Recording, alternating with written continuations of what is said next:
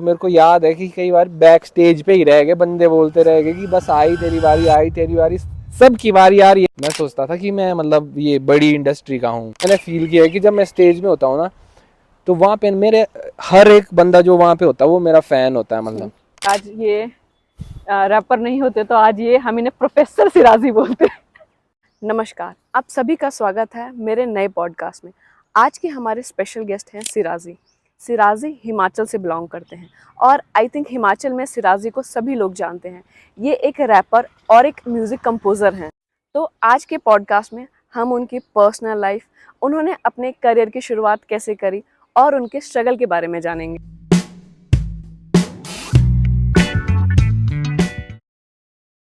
बहुत स्वागत है सिराजी आपका हमारे पॉडकास्ट में। तो खुश हैं आप अपनी जिंदगी से? खुश हैं, खुश रहना पड़ता है, खुश रहना पड़ता है। कहीं एक वो कोट भी पढ़ा था। नहीं, मेरे को ना मैं एक बारी थोड़ा सा ऐसे सैड था, तो फिर मेरा एक दोस्त है, क्या बोलते हैं, जितुल बोरो, वो असम से है। तो उसने बोला था कि हैप्पीनेस इज़ अ प्रैक्टिस। तो बोला इसकी आपको प्रैक्टिस करनी पड़ती है, खुश रहने की भी एक प्रैक्टिस होती है। कि बहुत से लोग होते हैं उनके पास बहुत कुछ होता है, वो खुश नहीं रह पाते, और कुछ लोग होते हैं उनके पास कुछ नहीं होता है तो वो खुश रहते हैं। तो ये मेरे हिसाब से एक आदत है, आदत है खुश रहना, आदत है और प्रैक्टिस है एक तरह की खुश रहने की। कि रोज रोज खुश रहेंगे तो खुश रहो और फिर और खुश रहोगे, अच्छे से खुश रहोगे। खुश रहोगे। तो आप अब हमें अपनी थोड़ा पर्सनल लाइफ के बारे में बताएं, आपकी स्कूल, आपकी एजुकेशन, आपके पेरेंट्स, इन सब के हाँ, बारे में बताएं। मेरी स्कूलिंग यहीं से हुई है, कुल्लू से, कुल्लू कुल्लू से। वैली स्कूल से, है ना। बचपन में एक क्लास में गांव में पढ़ा हूँ, सरस्वती विद्या मंदिर स्कूल में एक क्लास पढ़ा हूँ गांव में। मेरे घर है ये दलाश में, आनी में। तो उसके बाद मेरे को यहाँ ले आए थे, यहाँ मैं कुल्लू वैली स्कूल में पढ़ा हूँ। अच्छा स्कूल है, आईसीएसई स्टैंडर्ड। उस टाइम मतलब होते बहुत कम थे जब मैंने शुरू किया था। तो फिर अच्छी स्कूलिंग हुई है अच्छी मेरी। स्कूलिंग हुई है। स्कूलिंग अच्छी हुई है और मतलब बहुत कुछ सीखने को मिला, क्योंकि एक एनवायरनमेंट होता है ना, तो वहाँ बहुत ही मतलब अच्छे टीचर्स थे और अप टू डेट था सब कुछ, है ना। आईसीएसई स्टैंडर्ड अच्छा था, मतलब सीखने को भी बहुत सी चीज़ें मिली। अच्छी स्कूलिंग हुई है मतलब। टॉपर थे आप स्कूल के? टॉपर तो नहीं था, पर मैं मीडियोकर था, मतलब ऐसा नीचे भी नहीं था, एवरेज, बहुत एवरेज था। एवरेज स्टूडेंट जो सब एवरेज होते हैं। स्टूडेंट था, क्योंकि एक तो आईसीएसई स्टैंडर्ड का सिलेबस इतना ज़्यादा होता है और मेरे दिमाग में बहुत सी चीज़ें चली होती थी। मतलब पहले से ही ऐसे उठपटांग, कभी मैं ड्राइंग किया करता था एक टाइम, फिर मेरे को स्पोर्ट्समैन वैसे बनने का एक टाइम क्रेज़ पे था। चेंज होते रहते हैं आपके हाँ, शायद एम। से 5th तक मेरे को ड्राइंग का बहुत क्रेज़ था। उसके बाद मैं क्रिकेट में घुस गया, फिर मैं क्रिकेट ही खेलता रहा। फिर उसके बाद फाइनली मतलब म्यूज़िक ने मुझे चूज़ किया। तो कौन सी एज में आपको पता चल गया था कि नहीं अब म्यूजिक ही करना है? ये शायद से 16 साल की उम्र में, या 16 में, 15 या 16 में जब मे आप बी। 11th 12th में होंगे शायद। 10th 11th ऐसा कुछ। 9th में अच्छा 9th में। मे बी, क्योंकि उस टाइम थोड़ा सा मेरे को ये एक्सपोजर मिला कि म्यूज़िक होता है कुछ, है ना, यहाँ उस टाइम। कुल्लू आ गई। कुल्लू आ गई, हाँ। अच्छा। तो मैं वो तो फिर मैं आ ही गया था ना, बचपन में एक ही क्लास पढ़ा था मतलब तब तक। तो फिर तो यहाँ पे आके मेरे को मतलब ऐसे लोग, मेरे क्लास के बच्चे अंग्रेजी अंग्रेजी गाने सुनते थे सारे लोग ना, तो फिर मैं तो सुनता नहीं था। फिर इर्द गिर्द वाले, उस टाइम रैप म्यूज़िक बहुत चला हुआ था, नया नया ट्रेंड में था, और जो थोड़े तो मेरे को वो काफ़ी रिलेट किया, क्योंकि मेरे को फील हुआ कि ये कुछ है। ये कुछ नया, इसको ट्राई करना चाहिए। इसको ट्राई करना चाहिए। पहले शुरू शुरू में ऐसे फन फन में किया, फिर धीरे धीरे मेरे को लगा कि यही है। फिर मेरे को ऐसा फील हुआ कि मैं कभी फिर पीछे हट ही नहीं पाया। अच्छा, वो एक इंटरेस्ट बन गया उस टाइम, स्कूल के टाइम पे, छोटे में ही, हाँ, फिर वो कभी। और वो होता रहा, मतलब धीरे धीरे मैं उसको करता रहा, ऐसे ही करता रहा। पसंद थी चीज तो। पसंद थी चीज़ तो फिर करता रहा, तो फिर पता ही नहीं लगा। फिर पेरेंट्स सपोर्ट करते थे? पेरेंट्स सपोर्ट करते थे, पहले से ही करते थे। हम्म। उनका ऐसा था कि पढ़ पढ़ लिया कर। तो पढ़ने में रहता है थोड़ा सा कि पढ़ ले, ये जो हम्म, करना है दूसरा वो भी कर ले। उन्होंने ज़्यादा सीरियसली भी नहीं लिया इस चीज़ को ना, कि पता नहीं, मैं अपने वो बोलते हैं ना कि चलो कुछ कर रहा हूँ, प्रोडक्टिव कर रहा हूँ। धीरे धीरे मतलब फिर इसमें ही घुस गया, तो उनको फिर तब तो हुआ उनको +2 के बाद कि यार ये अब तो इसमें ही घुस रहा है, ज़्यादा ही हो रहा है कुछ। पर मैं बोला चलो, फिर उन्होंने सोचा 1 साल इसको और दे देते हैं। तो अच्छा। मैं साउंड इंजीनियरिंग करने गया था ना दिल्ली। ओके। तो फिर उन्होंने सोचा चल 1 और साल, क्या पता। फिर मैंने उसके बाद बोला अब मैंने आर्ट्स में एडमिशन लेनी है। म्यूजिक में ही मतलब मैं पढ़ूंगा आगे। फिर मैंने उनको लारे लगा के रखे कि मैं मतलब प्रोफेसर भी लग जाते हैं वाला इस अच्छा। इस पर लाइन में। मेरा वही था कि रैप वगैरह करना है, नॉलेज गेन करना है, क्योंकि मैंने बहुत लेट शुरू किया ना। तो फिर वैसे वैसे करते करते फिर धीरे धीरे फिर गाने गुने चलने लगे, फिर पता ही नहीं लगा, फिर इसमें ही आ गए इसमें मतलब। आ गए। तो कॉलेज किया आपने? कॉलेज किया मैंने, मास्टर्स भी किया, म्यूजिक में किया है। म्यूजिक में किया? अरे वाह, म्यूजिक में यहीं किया से कुल्लू से ही? ये हाँ, ग्रेजुएशन कुल्लू से की है, और वो क्या बोलते हैं मास्टर्स मैंने ये शिमला से किया है। शिमला से? अच्छा। HPU शिमला। एचपीयू शिमला से। अच्छा। तो आपके पेरेंट्स के बारे में थोड़ा बताएं। मेरे मदर क्या बोलते हैं हाउसवाइफ है, फादर मेरे ITBP में है, आईटीबीपी में? अरे वाह। ये फौजी का लड़का हूँ। मैं भी फौजी की लड़की, मेरे डैडी आईटीबीपी में है। ये तो बहुत अच्छी कोइंसिडेंस हो गया। हम्म, सबसे पहला था आपका वो आग लगे चाय बस्ती में जो रघुवंशी जी के साथ आया था? नहीं सबसे पहला तो नहीं था वो, उससे पहले भी काफी हाँ ऐसा बोल सकते हैं कि वो सबसे पहला गाना था जो इतना ज्यादा हिट हुआ था। अच्छा। उससे पहले भी अच्छे नंबर्स आ रहे थे मेरे गानों पे। अच्छा। मतलब मेरा पहला गाना तो 2011 में आया था। और रैप था कि नॉर्मल सिंपल सॉन्ग? सबसे पहला वो तो बहुत ही हार्डकोर रैप था, जैसा आजकल मतलब होता है। Bohemia Eminem type? हाँ वो वैसा टाइप था। फिर वैसा धीरे टाइप था। धीरे इवेंचुअली क्या होता है ना, आप अपना स्टाइल ढूंढते हो। हम्म। आग लगे चाहे बस्ती तो 2019 में आया है, तो वो सोचो 8-9 साल की जर्नी। हम्म। धीरे धीरे मतलब काफ़ी एक्सपेरिमेंटेशन के बाद कहीं ना कहीं अपना स्टाइल ढूंढा। तो पहला रैप, उसकी कुछ लाइनें हो जाए? उसकी लाइन थी, वो थोड़ा मैं ना पहले पोइटिक वे में ज़्यादा करता था। अच्छा। जैसे एक पल मचल गया जो दिल मेरा, गया क्या तेरा व तेरा देखा मैंने, कोई पैसे के लिए रोए ऐसा कैसा पैसा, अपना ना अपने जैसा, दोस्ती को दिया जो मैंने मौका, दे दिया सब ने मुझको धोखा, यार तेरी यारी में गद्दारी, दूसरी वार मैनू कदी यार ना पुकारी, पिठ पीछे कदी चाकू ना मारी, दिल के सच्चे लोग रह गए, ख्वाबों की दुनिया में लोग कह गए, कलयुग भी जाएगा ये सुनिया में, पर एक दिन तुम मेरे गीत भी गाओगे पर मुझको ना पाओगे, क्योंकि दिल झूठा ही सही पर दिल कभी झूठ नहीं बोलता। मतलब ये बहुत पोइटिक जैसा है अरे अगर वाह, आप नहीं देखोगे। बहुत अच्छा है। तो इसके पीछे आपने मतलब खुद लिखा था आपने? हाँ उस टाइम तो ना क्या सोच के आपने लिखा था ये? मेरे को पोइट्री करने का अच्छा, शौक था। पोइट्री का था। तो फिर धीरे धीरे ना उस टाइम मेरे को शायद रैप करते हुए 2-3 साल हो गए थे, मतलब है ना 2011 में। तो फिर मैं सोचा चलो इसको ही रिकॉर्ड करते हैं। ये मैंने डायरीज में लिखे होते थे, फिर बीट सुन के मैं सोचा चलो इसको करते हैं। अच्छा था ये उस टाइम, मेरे को याद है कि ये ना जो लोकेलिटी है ना, लोकेलिटी में बहुत मतलब और रिलेट सबके करता पास है। था ये, मतलब और सब को याद भी था ये। तो जो मेरे से उम्र में बड़े भी थे ना, जो कॉलेज जाते थे, मैं तो स्कूल में था उस टाइम, तो वो ना इसको गा रहे होते थे और वो बोल रहे होते थे यार ये है बोला चीज़ यार।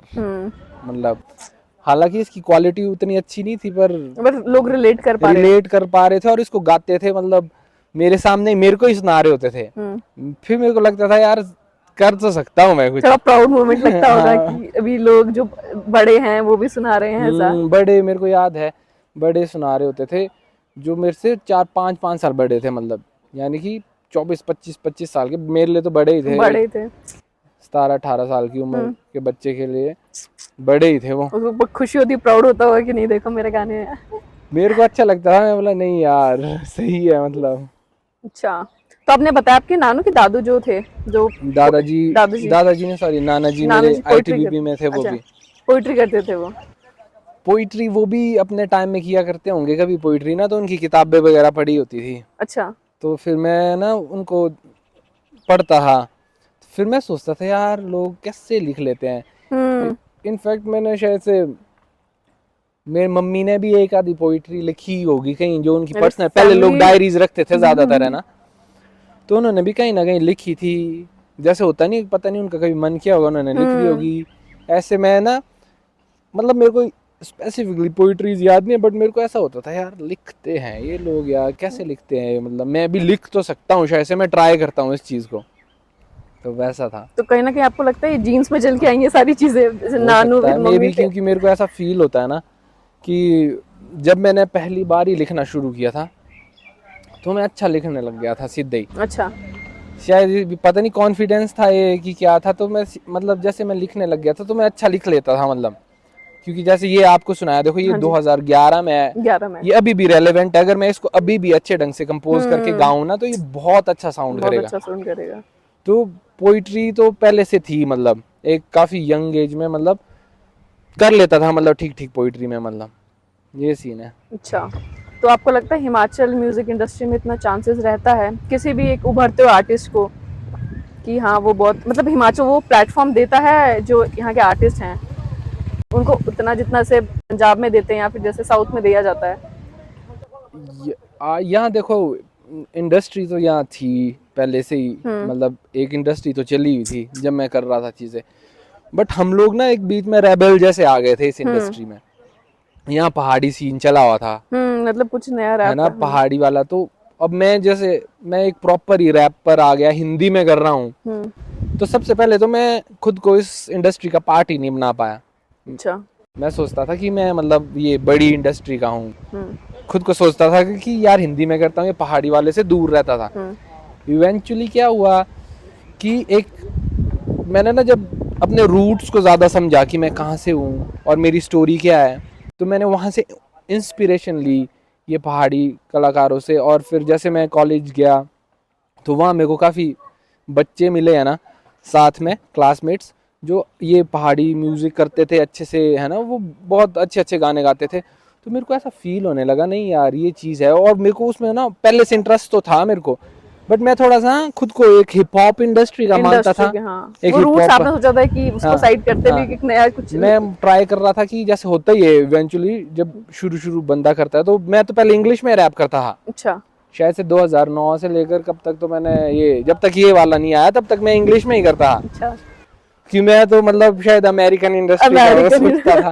पर धीरे धीरे क्या हुआ, मैंने ऐसा फील किया कि ट्रांजिशन ऐसा आया कि जैसे जैसे मैं अपने रूट्स के क्लोज आया तो फिर वो चीज़ें तब वर्क की। तो अब औरों के सपोर्ट का तो पता नहीं है, पर मतलब इंस्पिरेशन मेरे को बहुत मिली मतलब कलाकारों से। अच्छा। वैसी बड़ी इंडस्ट्री तो थी नहीं ऑब्वियसली। हिमाचल में इतना। तो ये है। तो सिराजी, अगर आपके हिसाब से हिमाचली इंडस्ट्री में कोई चेंज आना चाहिए तो वो क्या होना चाहिए? चेंज तो ये मैं चाहता हूँ कि जो यहाँ के गाने हैं वो बहुत ज़्यादा मतलब ग्लोबली वायरल हो जाएं।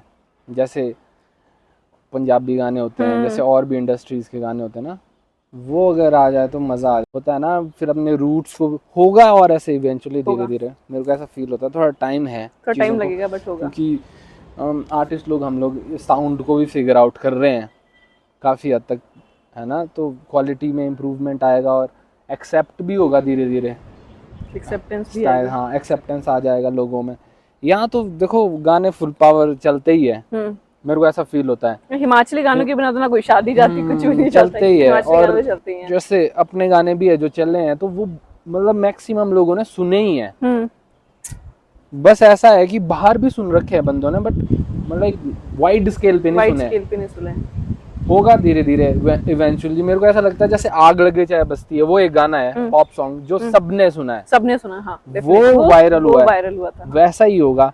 और मतलब क्योंकि मेरे को ऐसा लगता है ना, जैसे जो आग लगे चाहे बस्ती है वो एक पहाड़ी गाना था, उसमें बस मेरा रैप जो था वो थोड़ा सा हिंदी में था, बाकी वो उसमें देखो 100 मिलियन से ज़्यादा व्यूज़ है, तो वो वर्ल्ड वाइड हिट हुआ है। तो आप यहीं से आइडिया लगा सकते हैं कि गाने चलेंगे, बट वो है कि थोड़ा सा टाइम लगेगा, बट चलेंगे। वो सबने सुना है वो गाना, क्योंकि मेरे को बहुत से नीचे के इनफैक्ट फॉरेन से लोग बोलते रहते कि ये गाना कितना यूनिक है, ऐसा है, ये क्या है, वर्ड्स क्या है इसके, क्या बोल रहे हो। मेरी वाली लाइन तो सबको समझ आती है, वो वाली तो वायरल भी हुई थी, वो हुक स्टेप आग लगे चाहे बस्ती वाला।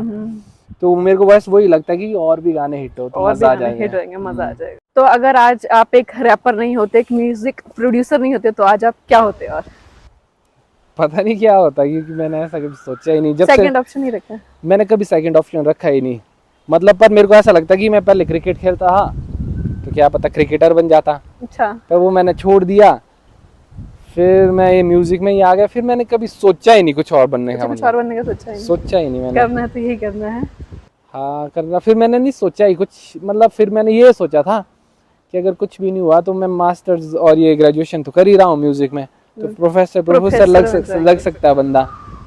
तो जिस हिसाब से कर रहा था तो वही लगेगा ना बंदा, और क्या लगेगा। पर मैंने कभी वो भी नहीं सोचा कि मतलब मेरे को प्रोफेसर बनना है या ऐसा कुछ। मेरा होता था बस नॉलेज लेना है और अपना ये काम करना है बस।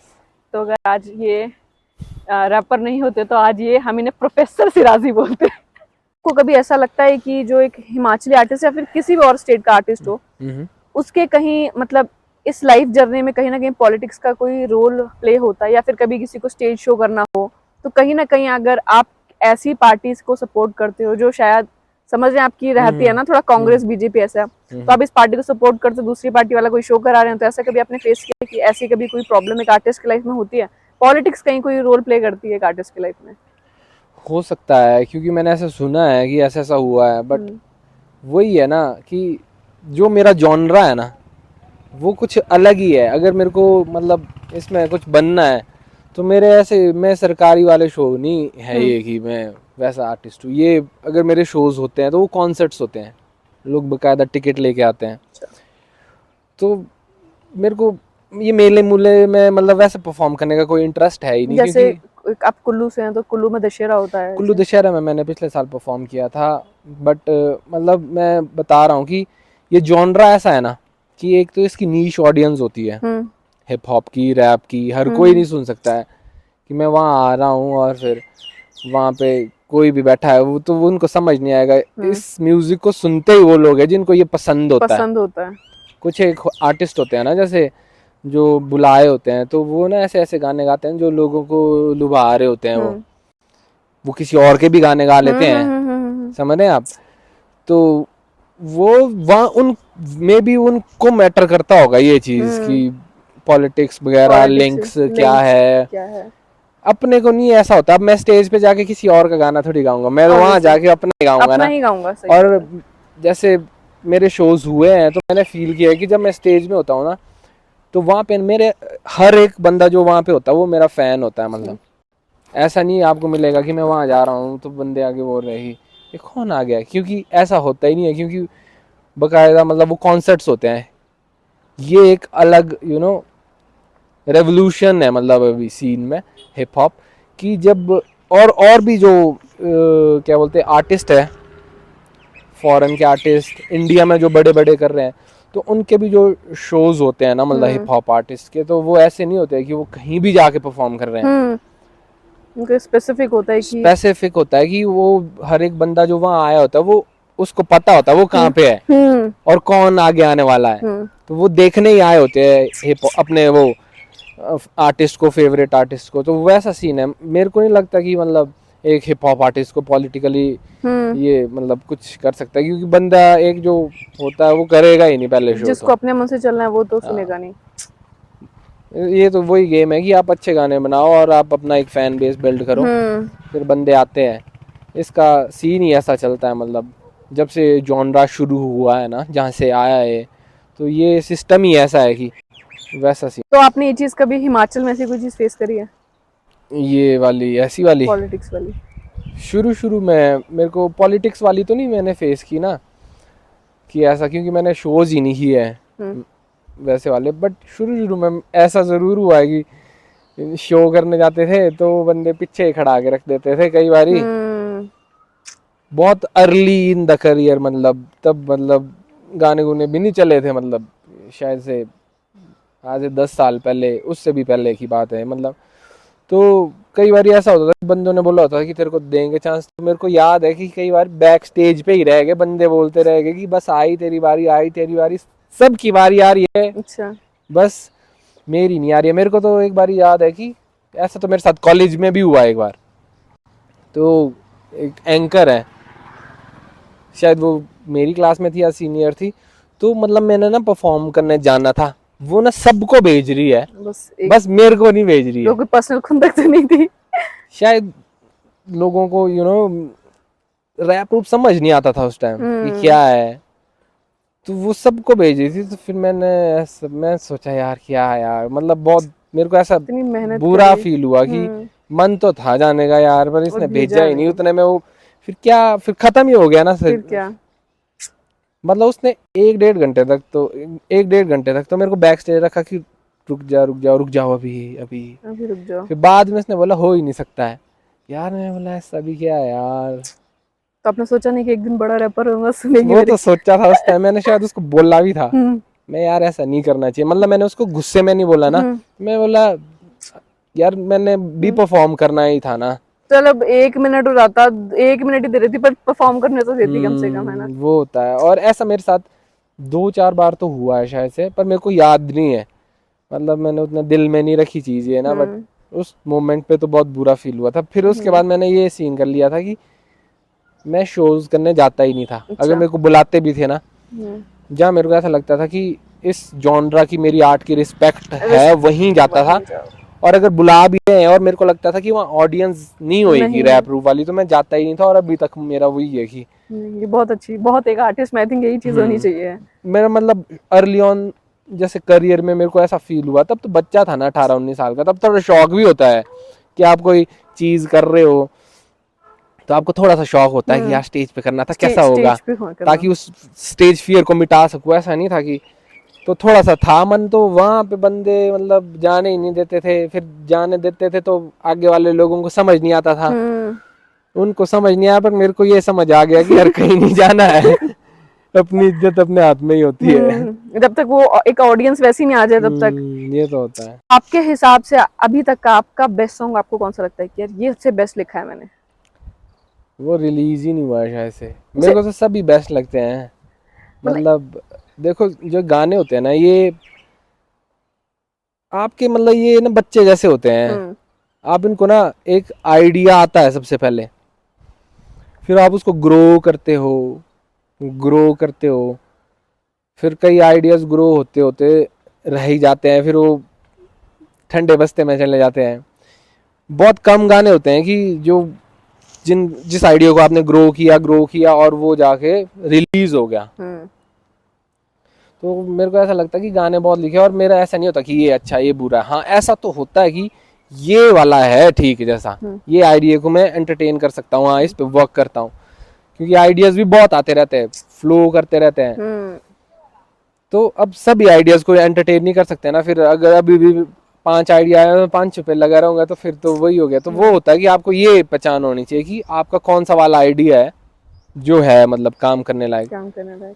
ये तो होता है। तो आपके दिल के करीब आपका कब से कौन सा सॉन्ग है जो आप ही का लिखा हुआ है और आपके सबसे दिल के करीब है? दिल के करीब रिलीज हुआ है जो, या फिर अनरिलीज? नहीं कोई भी।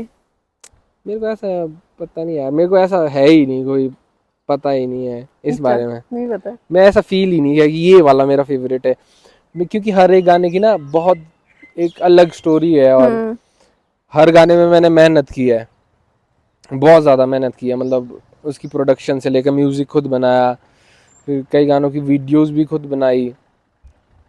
पहले ये सिर्फ लोग जो रैप रूप करते थे हिंदी में करते थे, पंजाबी में करते थे, मैंने मतलब पहाड़ी में करना शुरू किया है ना। और फिर उसको फ्यूज़ करना शुरू किया। आजकल तो बहुत लोग करने लग गए हैं ये पहाड़ी और रैप वगैरह ना। मतलब अच्छा लगता है देख के कि लोग इंस्पायर हो रहे हैं। मतलब मेरे को ऐसा याद है कि मैंने सबसे पहला पहाड़ी रैप किया था 2012 में। 2012 में तो लोगों के कानों में गया, पहले लोगों को समझ नहीं आया। तो अब जाके ऐसा हो गया, अब ये कॉमन थिंग हो गई। अच्छा पहाड़ी में रैप करना नॉर्मल है, अच्छा ये पहाड़ी गाने के साथ रैप कर लिया, ये तो सब भी कर रहे हैं आजकल, हर एक लड़का कर रहा है। अगर आपको सच बताऊं तो मतलब जो भी आजकल ये एक स्टाइल ही बन गया अब लोगों का, बन गया भी है कि ऐसा ही होता है रैप शायद से। बट ये उसको ऐसा करने में शायद से मेरे को लग गए हैं ये 10-12 साल लग गए हैं ये करने में। अब ये नॉर्मल बन गया। अब अगर कोई रैपर बनना चाहता है ना, तो वो सबसे पहले उसका यही होता है कि पहाड़ी में कर लेंगे, ऐसा कर लेंगे, अपनी भाषा में। कोई कहाँ की भाषा में कर रहा है, कोई कहाँ की भाषा में, क्योंकि हिमाचल में बहुत सी भाषा है ना। तो अब ये नॉर्मल हो गया है, क्या बोलते हैं उसको, फॉर्मूला मिल गया अब लोगों को। अच्छा हाँ, अब एक फॉर्मूला भी होता है ना, जैसे मोबाइल फोन है या कोई भी चीज है, डिटर्जेंट से लेकर पेप्सोडेंट वगैरह, क्या बोलते हैं, कोलगेट वगैरह, ये सॉरी ये टूथपेस्ट, नूडल्स, कहीं ना कहीं ये फॉर्मूला था। तो बहुत सबको पता लग गया। तो ये फॉर्मूला ऐसा था कि मैंने बहुत पहले किया था, तो इवेंचुअली अब इस फॉर्मूला को यूज कर रहे हैं सारे। उस फॉर्मूला को जिसको कभी स्टेज में नहीं जाने दिया था, क्योंकि वो फॉर्मूला उनको लगता था कि लोगों को पसंद नहीं आएगा, वो हर जगह फैल गया। अब मेरे को ना ऐसे याद है 2009 की बात है, तो फादर साहब ITBP में है, तो वहाँ ना बहुत डिस्ट्रिक्ट्स के, बहुत डिफरेंट डिफरेंट इंडिया के स्टेट्स के लोग होते हैं। तो ना हिमाचल के बहुत डिस्ट्रिक्ट्स है, जैसे मंडी, कांगड़ा, उन डिस्ट्रिक्ट्स में से क्या बोलते हैं, ये जो हिमाचल के डिस्ट्रिक्ट्स है, तो एक भाई थे केबल भाई, तो वो ना छुट्टियों में आए हुए थे यहाँ कुल्लू, शायद से उनके कॉलेज में छुट्टियां थी, उनके फादर साहब भी ये ITBP में थे, तो वो मैच्योर थे काफ़ी, और मेरे को उनका ना एक्सेंट बहुत अच्छा लगता था।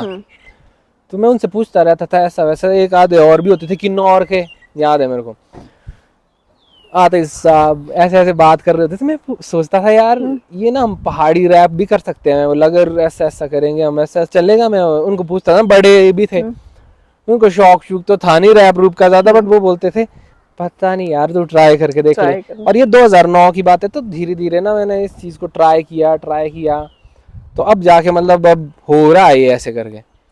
और जैसे आजकल के आर्टिस्ट इतने ज्यादा मतलब क्रेजी हो गए हैं, मतलब वो बहुत टैलेंटेड भी है कि वो इस चीज़ को ना बहुत इजीली अब ग्रास भी कर पा रहे हैं, क्योंकि शायद से उनको ना उन्होंने देख भी लिया ये चीज़ ना, तो वो चीज़ तो है कि आजकल का आर्टिस्ट इस चीज़ को इजीली कर रहा है। बट ये भी है कि उनको ये देखना पड़ेगा कि थोड़ा टाइम लगा के करेंगे, टाइम लगा के। तो आपको ये नहीं लगता कि आजकल के आर्टिस्ट के लिए चीजें काफी ना इजी हो चुकी हैं? मतलब जैसे 10 साल पहले जो से चीजें थी, अब शायद ज्यादा हमारे पास ऑप्शन आ गए, ज्यादा हमें चीजें, वैसा कुछ लगता वो है तो आपको? है ही, ऑब्वियस सी बात है। अब हम 2024 में, आज की डेट में तो बहुत कुछ हो रहा है गाना, बट आजकल जो है ना लोग, वो काफ़ी जागरूक भी हो गए हैं ना, जो आजकल के नए रैपर्स है जो सीन में कर रहे हैं पहाड़ी रैप वगैरह ना, तो वो काफ़ी जागरूक भी है, मतलब वो इंटेलिजेंट भी है। तो अपने को थोड़ा टाइम इसलिए लगा क्योंकि उस टाइम थोड़ी फैसिलिटीज नहीं थी। हाँ, वही बात है कि हिमाचल में तो उतनी फैसिलिटीज नहीं थी उस टाइम। अभी कहीं ना कहीं वो चीजें काफी ज्यादा आ गई हैं, तो बच्चे उसका ज्यादा अच्छे से इस्तेमाल कर पा रहे हैं। थोड़ा इसलिए इस्तेमाल तो कर रहे हैं, पर उतना अच्छे से नहीं कर रहे हैं। बताऊं क्यों? क्योंकि आजकल थोड़ा सा इम्पेशेंट भी हो गए हैं लोग, इम्पेशेंस पेशेंस नहीं है ना उतनी। पेशेंस नहीं है, वो सोचते हैं कि आज रैप बनाए, कल के कल हिट हो जाए। वो रियल रूल देखने में ही पेशेंस गायब हो जाती है। बंदा वहीं पे ही अपना पूरा डोपामिन निकाल देगा, पूरा वहीं पे तृप्त हो जाएगा सुबह सुबह उठ के ही। हाँ, 15-20 मिनट वो क्या बोलते हैं रील्स देख के, फिर उसके अंदर क्या इच्छा शक्ति रह जाएगी? वो तो हो गया है कि थोड़ा सा ना, मेरे को भी ऐसा फील होता है ना, मैं कई बार रील्स देख रहा होता तो मेरे उसको बाद मेरे को कुछ करने का मन नहीं हो रहा होता है। मैं क्यों नहीं कर रहा है यार कुछ, मतलब काम करने का। फिर मेरे को ऐसा फील हुआ कि पहले ही वो पूरा मजा ले लिया है रील्स का, हाँ, है ना, तो उससे काफी ब्रेन को इफेक्ट तो पड़ता ही है। इम्पेशेंस और भी कई चीजें हो गई है ना। आजकल के आर्टिस्ट जैसे बताए कि नशे में भी काफी हैं कि हाँ ये तो है, वो मैंने बहुत देखा, क्योंकि इधर उधर जा रहा था तो बंदों को ऐसा लगता है शायद से कि टेर टूर मार के नशे नुशे करके कुछ फील आता है। हाँ, हम अच्छा लिख पाएंगे। ये मैंने सुना भी पहले किसी से कि हम थोड़ा नशा कर लें तो हमें लगता है कि हम ज्यादा अच्छी कोई कविता लिख पाएंगे, ज्यादा अच्छा कुछ कर पाएंगे। हेलुसिनेशन में होते हैं ना बंदे, और दरअसल क्या होता है, फिर वो नशे नुशे कर लेते हैं बेचारे, उसमें फंस जाते हैं। फिर उनको जस्टिफाई करने के लिए ना वो बोलना ही पड़ता है, क्योंकि वो ना दरअसल एडिक्टेड हो जाते हैं थोड़े से। तो फिर उनको शायद मजा भी आ रहा होता है फिर इसमें, फिर वो थोड़ा सा होता है ना अपना, क्या बोलते हैं, नाक नीचे कौन लगाता है, फिर उनको वो फिर यही बोलना पड़ता है कि भाई इसको करके मस्त है, बढ़िया है, तू भी ट्राई कर। हाँ, तो वो तो होता है, पर इससे कुछ नहीं होता है। मेरे को तो ऐसा लगता है कि सूफी रह के ज्यादा बंदा कॉन्शियस होता है, और वो ज्यादा अच्छे से अपने आप पे काम कर सकता है, वो कर काबू भी होता है ना बंदे को कि मैंने क्या करना है। उसकी 4 काम और भी कर लेगा वो। अब टेर टेर में बंदे का दिन चले जाएगा, और वो क्या बोलते हैं उसमें ही रहेगा, 4 लाइन लिख के उसमें ही गच रहेगा, और उसको 10 दिन तक, 1 साल तक वो 4 लाइनें सुनाता रहेगा बंदों को। फिर वो 4 लाइनें भी आउटडेटेड हो जाएंगी बोलेंगे भाई कुछ नया सुना। फिर 1 साल बाद बंदा बोलेगा अब तो यार अब कुछ और करते हैं, इसमें कुछ काम नहीं बन रहा, काम नहीं बन रहा हो, क्योंकि फिर वो कुछ टाइम बाद बंदों को फिर वो नशा वैसे हिट भी नहीं होता होगा, तो बंदे उससे भी बोर हो जाते हैं। तो फिर अगर बंदा सूफी रहेगा तो 4 के बाद 8 लिखेगा, उसको कोई क्रिटिसाइज भी करेगा। अगर एक जो अपने बिना नशे के है उस बंदे को अगर कोई क्रिटिसाइज करेगा तो कम से कम सुनेगा उस चीज को। टेर टेर में अब बंदों को बोलेगे भी कौन? हाँ, अगर कोई भाई लड़ने आज कुछ नहीं पता क्या बोल दे, फिर क्या पता बंदा क्या फील करे, है ना। तो क्या पता उसको क्या समझ आए, क्या समझ ना आए, अपने ऊपर कैसे वर्क करेगा वो कैसे टिकट work में। बोलते हैं करेगा। ना नशे में जंग नहीं जीती जाती है, वो सीन है। वो सच बोला है किसी ने। सच बोला है। सिराजी, आपसे आखिरी सवाल, अपने फैंस के लिए क्या कहना चाहेंगे आप? समझ नहीं आ रहा कि बोलूं क्या उनको, क्योंकि उनके लिए बोलने के लिए बहुत कुछ है। पर सबसे पहले तो मैं उनको थैंक यू बोलूंगा कि उन्होंने मेरे को इतना ज्यादा प्यार दिया और एक्सेप्ट किया। मतलब जो मेरा जॉनरा है उसको कम से कम एक्सेप्टेंस इन लोगों की वजह से मिली है, वरना लोग तो गिराने में ही लगे थे, निग्लेक्ट ही कर रहे थे, साइडलाइन ही करने की कोशिश कर रहे थे। इस जॉनरा को तो कर ही रहे थे, साथ में मेरे को भी साइडलाइन ही करने, क्योंकि बहुत से लोग तो साइडलाइन हो भी गए, क्योंकि इस जॉनरा में बहुत से लोग थे तो बेचारों को ना खज्जल करके साइड ही बिठा दिया। साइड हो जाओ, बस आपका काम खत्म। एक सोसाइटी का प्रेशर होता है, और मतलब मैं ब्लेस्ड फील करता हूँ ऊपर वाले का और अपने फैंस का कि उन्होंने मेरे को एक्सेप्ट किया। आज की डेट में अब कोई ऐसा नहीं बोल सकता है कि हाँ भाई ये तो चलो ऐसे ही उठ गया है। हाँ, ऐसे ये तो कुछ अब भी गाना बनाता है, ऐसा हाँ नहीं है ना। बंदे होते हैं वहाँ तैयार बैठे हुए, वो उनको मेरे गाने याद है, वो बोलते हैं ये चीज है, एक सपोर्ट होती है ना, सपोर्ट होती है। वो कमेंट्स करते हैं है ना, और वो 4 लोगों को बताते हैं। अब वो लोग नहीं रहे कि पहले ना ज्यादा आवाजें ये थी, ये नहीं चलने वाला। ये नहीं चलने वाला। हाँ। अब बंदे बोलते हैं कि ये चलता ही है, और अब एक आधा जो बंदा होता है ना, जो जिसने बोलना था कि ये नहीं चलने वाला, वो चुप ही रहता है 4 बंदों के सामने। चुप ही रहो। चुप ही रहता हूँ। तो उनको सबसे पहले मतलब दिल से मेरा ये धन्यवाद है कि बाकी उनको यही बोलूंगा, खुश रहो अपनी लाइफ में और अच्छा करो, पॉजिटिव रहो, और अपनी फैमिली का ख्याल रखो, अपना ख्याल रखो, अच्छा खाओ, पानी पियो। पानी पीना बहुत ज़रूरी होता है ना। यही बोलूँगा। मेरे को जैसे उन्होंने सपोर्ट किया, ब्लेस किया, तो मैं चाहता हूँ कि ऊपर वाला उनको भी ब्लेस करे, बस यही है। तो बहुत बहुत धन्यवाद सिराजी आपका हमारे पॉडकास्ट में आने के लिए। आई होप आप ऐसे ही अपनी लाइफ में ग्रो करते रहें आप भी और हमारे साथ ऐसे ही अच्छे अच्छे पॉडकास्ट थैंक यू करते सो रहें। मच। फिर आखिर में हम आपका एक बढ़िया सा गाना सुनना चाहते हैं। लाल चिड़ी की दिद्दी है खेड़ी, डेली वो वैली की मारती गेड़ी, किसी की बेबी और किसी की लेडी, एड़ी तेड़ी ना बंदी वो टेढ़ी, बंदे घुमा रखे लंप बना के, झंडे झुला रखे जंप लगा के, चमके चिड़िया छू, पंखे लाल और sky blue. Thank you so much.